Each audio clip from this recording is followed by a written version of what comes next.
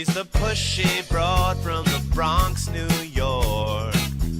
Follow her voice, a straight dog is nice. She's a pushy broad from the Bronx, oh yeah. Don't be surprised if you wanna listen twice. Make decisions, find the right choice. Know yourself better, find your own voice. It's okay if you need help today, cause everybody needs a little push. From the pushy broad from the Bronx, New York. Welcome, Transformation Talk Network listeners. My name is Ellen Stewart, and I am the Pushy Broad from the Bronx. Welcome to my show, Recovery Recharged, where we share advice and support from experts in addiction and recovery. I have an amazing show here for you today. First of all, an old friend of mine has come to the studio today to talk with me about a topic that everybody wants to know something about. This gentleman's name is Nelson Hadler, and he is certainly an expert in the field of addiction and recovery. He's a licensed clinical social worker, a licensed certified alcohol and drug counselor who has over 30 years experience in the addictions and mental health field. He specializes in the topic that we're going to talk about today, and that is the dual diagnosis challenge, which means that he specializes in what we call co-occurring disorders, general mental health issues, and, of course, addiction. So it's my pleasure. The Pushy Broad from the Bronx is certainly thrilled to welcome again my dear friend, Nelson Hadler. How are you this morning, Nelson? Very good. Thanks, Ellen. Great to be here. Thank you so much. So for those of us that have heard the words dual diagnosis and co-occurring and all of that stuff, can you give us an idea in layman's terms what it means by co-occurring and dual diagnosis? Is that the same terminology for us that don't know? Well, the terminology's evolved over the years, way back in time in the AA world, there were double trouble meetings for people with co-occurring disorders, mental health disorder. And, then I think in the public domain, it's MICA, mentally ill, chemically addicted. That was kind of old and stuffy. And then it became dual diagnosis, but that evolved into co-occurring because dual limited it to two. And we realized, so you could have a bipolar disorder, an alcohol use disorder, and be homeless. So you'd have three problems. So it was multiple problems. I see. Okay. So is it common, very common, do you see in practice, and I know I see the same thing, how often do mental health disorders influence addiction? Do you see lots of people that are addicts with co-occurring disorders? Yeah, most are. I mean, the word these days is it's really, really almost never that you're going to identify someone with just a substance use disorder that doesn't have something else going.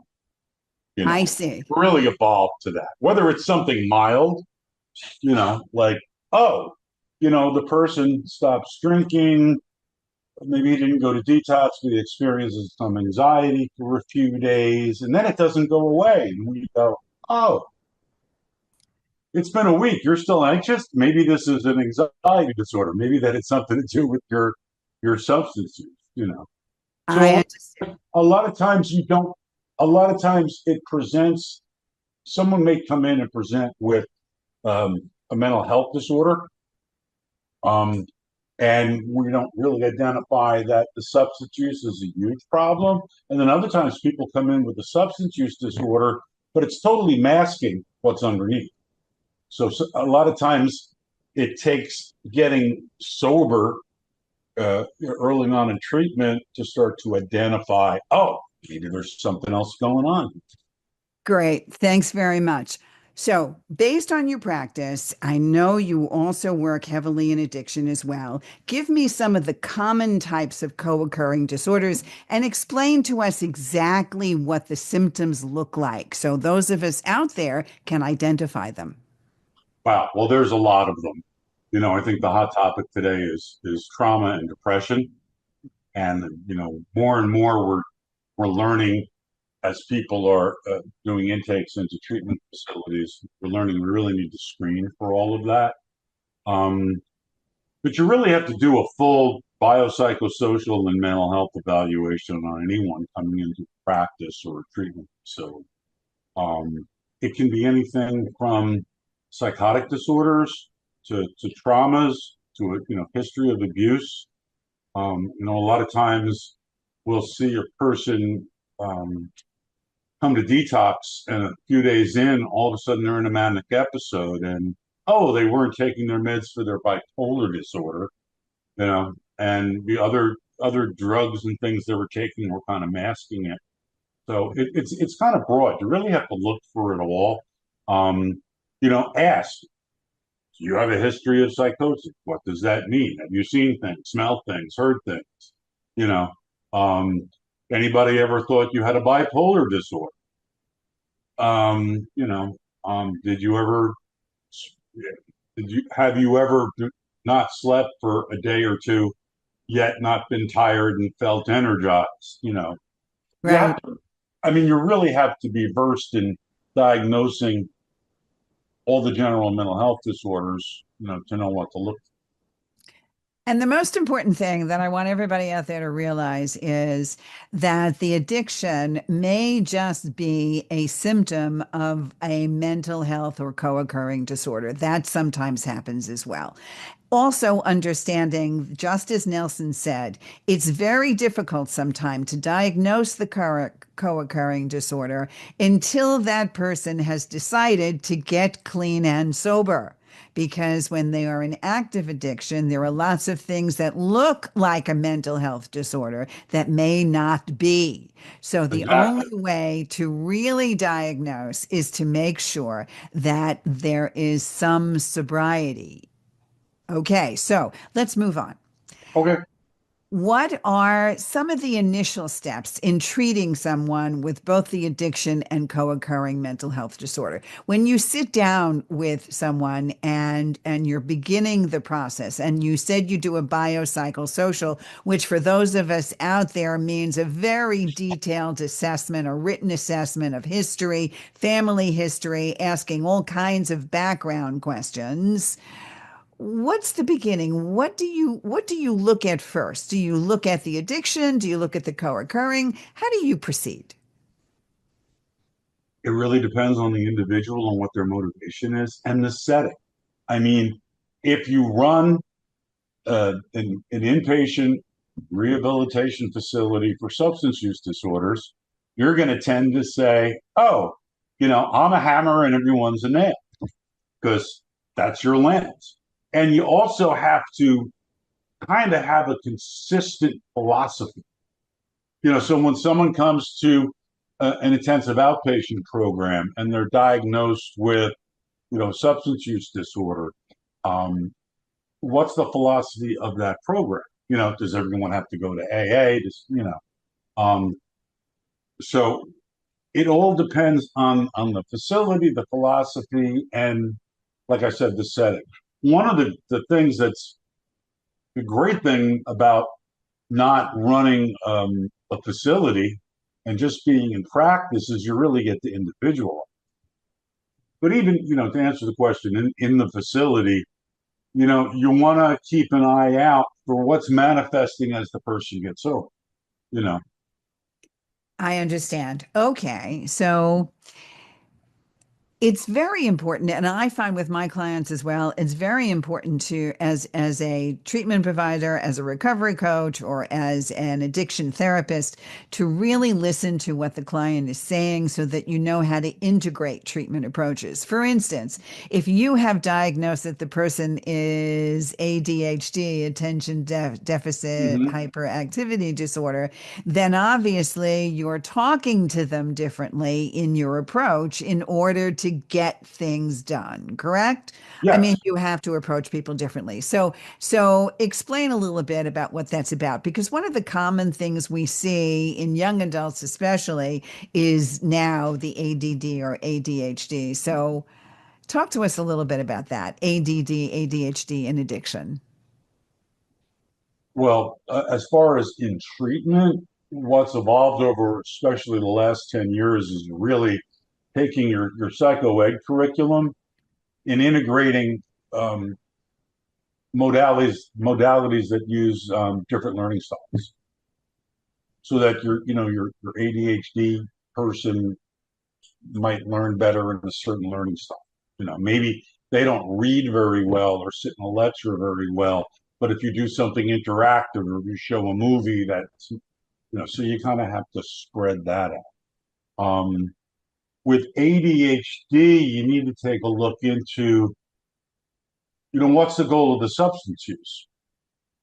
And a lot of times it really is to combat the ADHD. That's the primary thing. I remember I had a kid, he was insisting how pot treated his attention deficit disorder. And the parents were frustrated, and he was in what we had a multiple family group. So the family's like in the middle of the room. All the staff and the other families are there. That's a whole concept to explain. But anyway, I'll never forget this young man looking at his mother and father, very frustrated, and saying, "Mom, Dad, you don't understand. My head is like a circus. There's a trapeze guy over there, a lion tamer over here, a bearded lady over there, elephants over there, and I can't focus on any one thing. I smoke a joint and I can watch an elephant." And I'll never forget that was like in, burned into my brain. I'm like, that's exactly what it does. So it is it is adaptive, meaning the person is trying to function appropriately, not just get blasted. So if you don't replace that, what are we going to do for that? Then I you're understand. Yeah. Then if you don't replace that, then the patient, the person, the kid is going to continuously do it because this is the way that he can calm down his brain. So we right. see this a lot, and this is one of the reasons why I wanted to bring this program specifically today to those of you out there, especially family, and I want to talk about family in a moment. But ADD, ADHD, one of the things that I hear all the time from clients as well is exactly what Nelson is talking about. Marijuana and the properties behind vaping, THC, whatever it is, smoking, is to slow the brain down from all of these thoughts that are coming at them a mile a minute. And there is a very good argument for continuing to indulge. So the therapeutic approach is to find ways to substitute the marijuana and still allow people to be medicated on ADD, ADHD, or find them tools to quiet the brain. Correct, Exactly. Nelson? Yes, exactly. Unfortunately, the most effective ADHD medications are stimulants. They're methamphetamines, basically.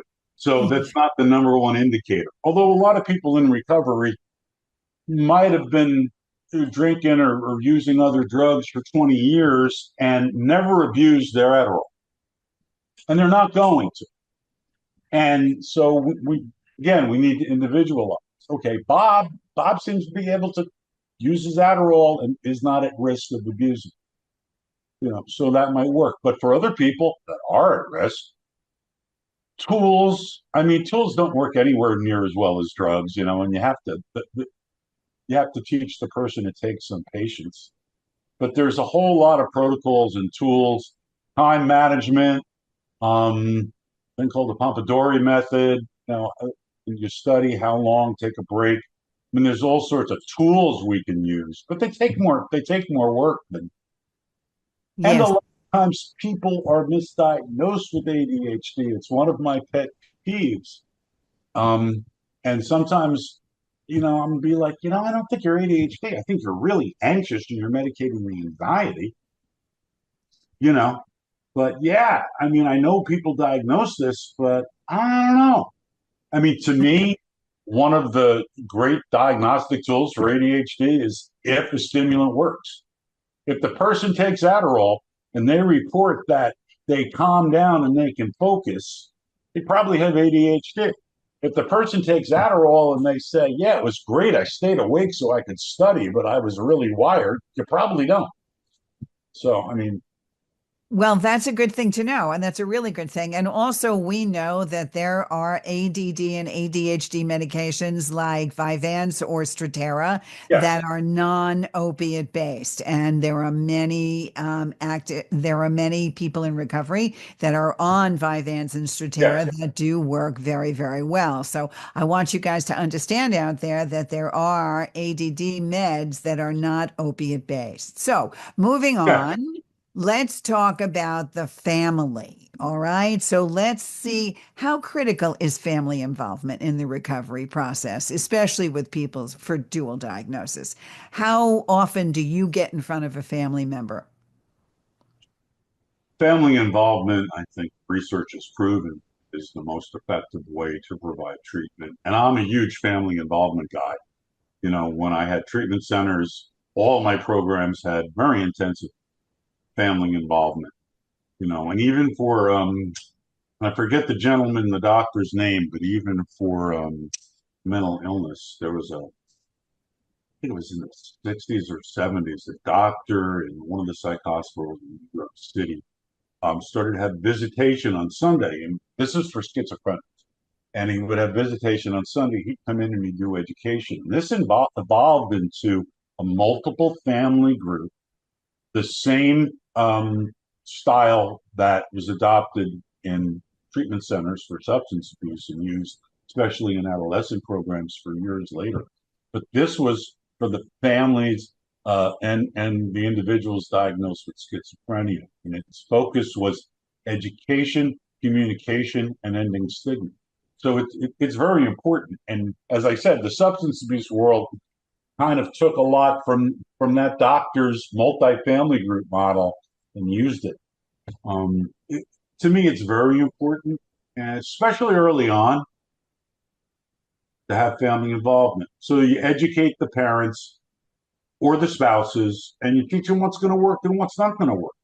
You know, That's a very important thing. I also, when I take on my clients with their permission, obviously, I try to have a session or two or three or four with the members of that person's family because they do need an education and in many ways learn how to better communicate with the person that you're seeing in treatment for sure, for yes. the learn about addiction, understanding that we have learned from years and years and years of study that it is a family disease. What do we mean by that theoretically? What do people have to know in the short form? What do we mean by it's a family disease, Nelson? Well, number one, it runs in families. It's genetic, and oftentimes it's multi generational. And so when we get that individual in treatment, we're actually changing a generational trend. You know, and so now you have the parent. Let's say you get an adolescent in treatment with substance abuse issues. You get the parents in treatment, and maybe the mom has a substance use issue. Maybe that needs to be addressed. Maybe we really need to help dad identify. Gee, there's treatment for this. And also, it helps the family communicate, and in addition to which, allows them to understand that they may be directly responsible for exacerbating certain things in the home. Exactly. And also understanding that it's not only the person suffering from the addiction or the dual diagnosis that has to do the work. The family has to do the work as well. You cannot bring that person back into the same environment and expect them to succeed if you're not going to help them out by doing so, right? Oh, absolutely. That's why I'm a firm believer in involving the family and doing a lot of treatment. Right. Yeah. Absolutely. On a regular basis. Okay. So, what have you seen? I mean, I know you're in private practice for how long now? 30 years, we said, 30 years in Yeah. private practice and At all least of those part time. things. Yes. Right. As and of course owning and operating intensive outpatient, treatment centers and working as a clinical director for several of them as well. In your experience, do you find that there are great long-term recovery prospects with someone that suffers addiction and dual diagnosis? Do you have more successes in terms of those individual recovery situations? I'm sorry, I'm not clear on the question. I mean, have you seen more successes in your career than failures in Probably terms of not. their Not not in the rehab AA world. You know, the old thing. Um, if you go to a group in a treatment center, they say look to your left and look to your right, because of you three folks, only one's going to make it. They tell you all these awful odds. You know, um, but I define success differently. Even my treatment programs when I ran my treatment center, they weren't harm reduction programs. We didn't say just smoke pot and that's okay.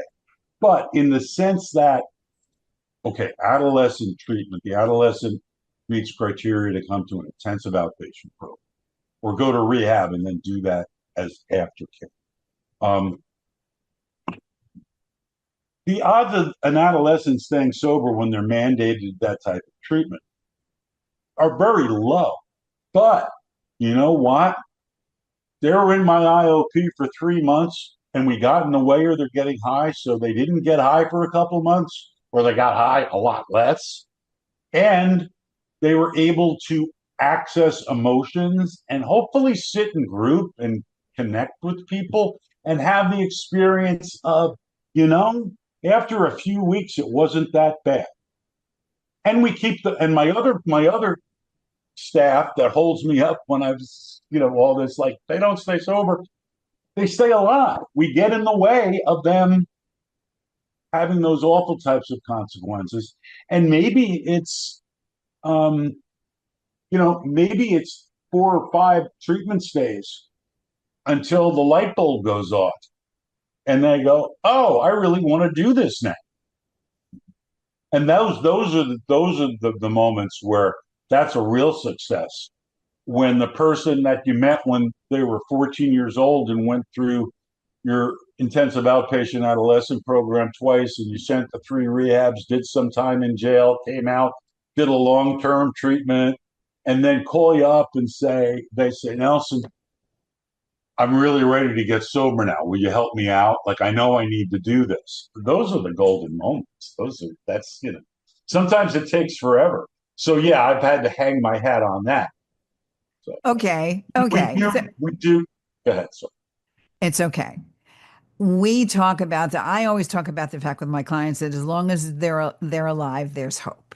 Okay. yes, If you are going to go down the deep end to no return, and if we're going to have to bury you, then of course there's no hope. right. However, an education, meaning some treatment is always better than no treatment, whether it's an intensive outpatient program, a residential treatment Yes, center, a therapist, a recovery coach, someone that is beyond yourself that will get you the help you need. And sometimes for us, it's going into a 12-step meeting or talking to somebody, on the phone that does support. There are so many ways to get help. The danger is not doing any of those ways because I then you agree. have no chance whatsoever. So, Mhm. when you have someone that is somewhat successful, especially now in private practice, you're dealing with more adults. Do you find that they're making major lifestyle changes to really get ahead? Are those the clients that you're seeing? Do you think that they actually really transform their lives to stay sober? Yes, yes. Okay. A lot of clients, they come into treatment or they find me after detox or after rehab, or you know, they're going to 12-step meeting currently. Like, yeah, a lot of people, it's the old school, oh, this isn't working. I need to do this another way. You know, a lot of times it's walking next to the person going like, I'll be with you with this, but I don't think that's a great idea I don't think just doing cocaine and not drinking is going to work, but let's see. And sometimes they have to jump through those hoops, but then they get to the point where it's like they get it. They truly surrender. I mean, Yeah, I understand. Look, I love what I you know, do. you understand. Well, listen, I love what I do because I like the fact that that clients really want to try. And maybe they're a little resistant in the beginning, but they do come back. And in the 15 years that I'm in private practice, they do the right thing. They come back and they let me know they're okay, or at least they come back and tell me that they're really trying and let's do it again. Good. And that's why I keep doing what I do, because thank goodness over the course of time of being 20 years in this industry, there are very, very few people that are no longer on this earth because of the work that I've done with them. So I That's right. really, really appreciate your coming here today. Thank No you so problem. much for opening up and telling us all about it. This is Ellen Stewart, the Pushy Broad from the Bronx, saying go to my website, pushybroadfromthebronx.com. Go for the free consultation. I'm right there. I'm here to help you. Thank you very much for listening, and we'll see you next time. This is Ellen Stewart, the Pushy Broad from the Bronx, saying thanks for listening, and remember, everybody needs a little push. From the pushy broad from